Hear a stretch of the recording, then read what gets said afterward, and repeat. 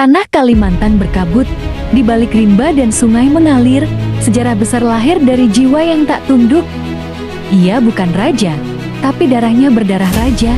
Ia bukan panglima resmi, tapi rakyat menjadikannya panji. Inilah kisah Pangeran Antasari, sang bara perlawanan dari bumi Banjar. Pangeran Antasari terlahir dari keturunan Sultan Banjar. Tapi ketika ia tumbuh, kejayaan kerajaannya sudah di bawah bayang-bayang Belanda. Ayahandanya wafat dalam tekanan kolonial. Ia besar bukan di istana, tapi dalam perasaan luka dan amarah atas tanah air yang dirampas. Sejak muda, ia menyaksikan tanah leluhur diinjak-injak, harga diri bangsanya dihina, dan rakyat hidup dalam penderitaan. Dalam diam, Antasari bersumpah, ia takkan tinggal diam selamanya. Tahun 1859, bara itu menyala.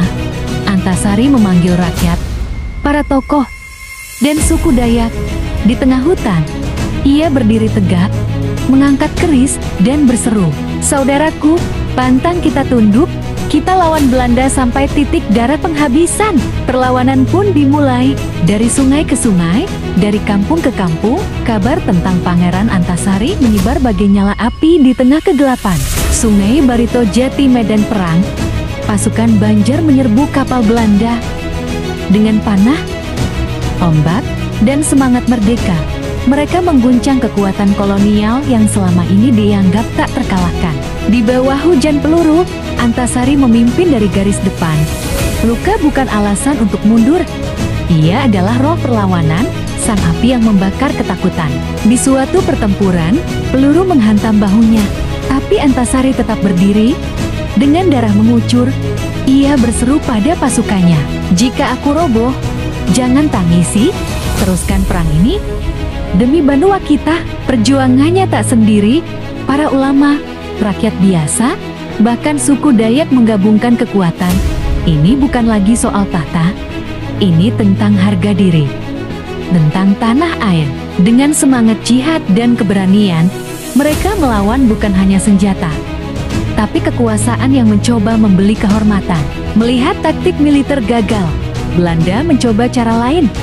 Mereka menawarkan uang, jabatan, dan kedudukan kepada Pangeran Antasari.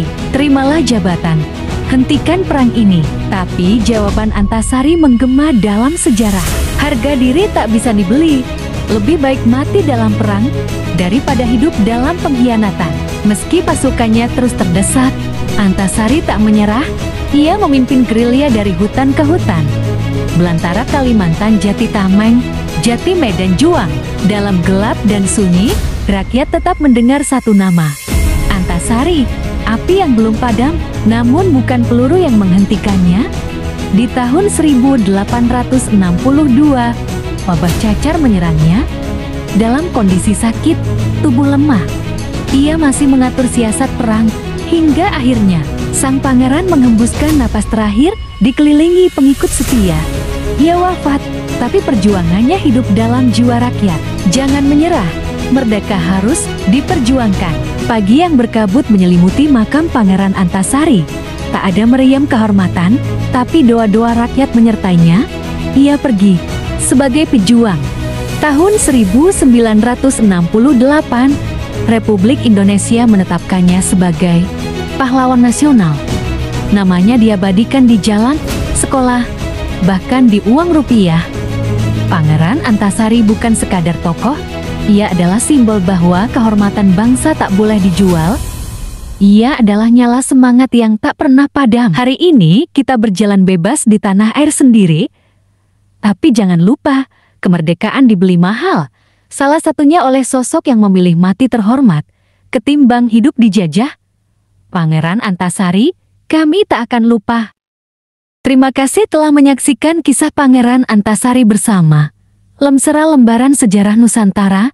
Jika kamu percaya bahwa sejarah lokal harus terus hidup dan dikenang, jangan lupa klik like, share, dan subscribe. Nyalakan lonceng agar tidak ketinggalan kisah pahlawan Nusantara lainnya.